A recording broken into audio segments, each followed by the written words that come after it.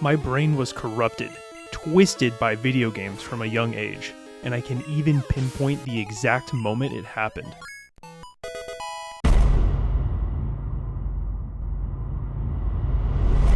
Oh man, what was I doing? Oh, that's right, the maps. I'm gonna get behind.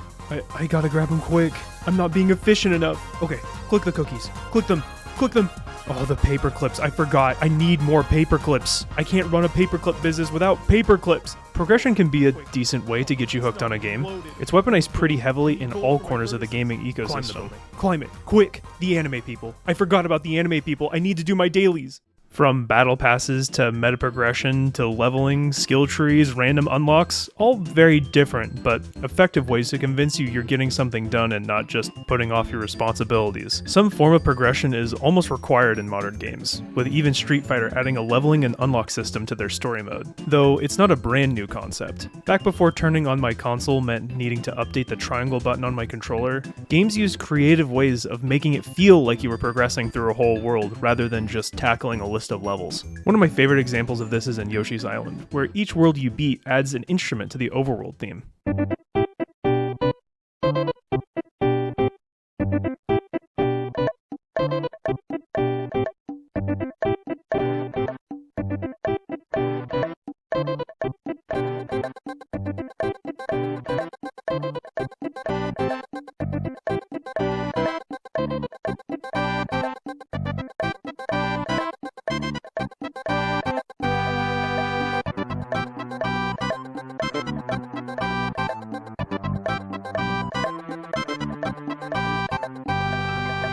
It wasn't really driving me to keep playing necessarily, but it did really help me feel like I was getting closer and closer to the end of an adventure. We've kept some systems from back then around in modern games, like the Metroidvania practice of running around a big map, beating a boss senseless, and looting a cool gun from their corpse.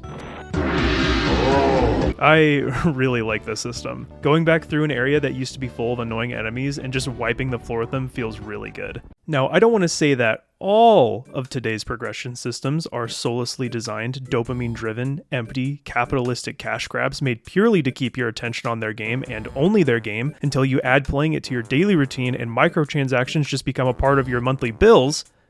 But there's a lot out there. These real-life daily tasks can be blemishes on what could have been really fun games. It's one of the components of what I like to call empty progression. Generally, empty progression is progression for the sake of satisfying the part of your brain that likes to watch a number go up.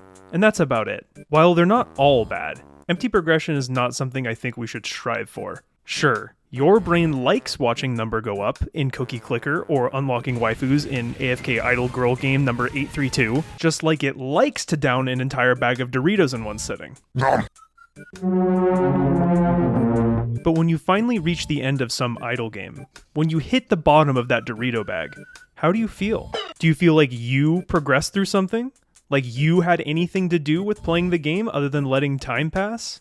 Like you ate anything other than delicious, addicting, salty, orange-colored triangles? Listen, everybody likes some junk food from time to time, but you gotta round out your diet. There are so many progression-focused games that are much more fulfilling than the anime girl begging you to boot up her app in your phone. Hi, it's... Fulfilling progression asks you to interact with it in some way or another, and comes in many different flavors. Unlocking new items to find in The Binding of Isaac and Risk of Rain doesn't mean you just win runs more often. Why are we still here? Just to suffer? Combining the wrong power-ups can brick your run in an instant, but learning how new items can be used together can turn any run into a complete cakewalk. RuneScape, while a borderline clicker game at its heart, does a great job of weaving a web of interactions between all the skills, letting you choose a crazy route in what skills you advance and in which order. Tunic has you assembling an instruction booklet one page at a time. Each page contains useful hints to secrets hidden in the game, but just filling out the booklet and getting closer and closer to completing it feels really good. There really are great examples all over the place.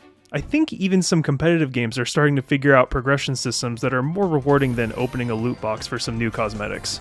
League of Legends is trying its best with these accolade things that you can put on your profile, but they're not really interesting because you don't go out of your way to earn these. They just pop up as you play the game and aren't really great representation of your skill developing. I don't even remember where I got these. The games I've earned them in just fade away into the ever-growing abyss of League games that I play. I think games like Apex are pretty close with their weapon mastery idea. This gives competitive players looking to hone their skills with a specific weapon a cosmetic representation of their efforts. Great idea, everybody copy it. I want to unlock shoes on Dalsum after kicking somebody 5,000 times. Check out my new shoes. They're the brand new. 1, 2, buckle my shoes. There's a lot of great games out there that don't have a fleshed out progression system. By no means do I think that every game needs them. But as more and more genres add them into their games, it's becoming increasingly important to identify why some systems work and others don't. Over $100. So $120 a gotcha. Have a $1,000 bucket, $500. I think it's around $200 to do 100 pulls. I had to farm probably like 8 or 9 hours yesterday to get the 300 sparks. Make a number go up right now. Skip the 99 woodcutting and just click the subscribe button one time and you win. Wow. Okay, thanks, bye.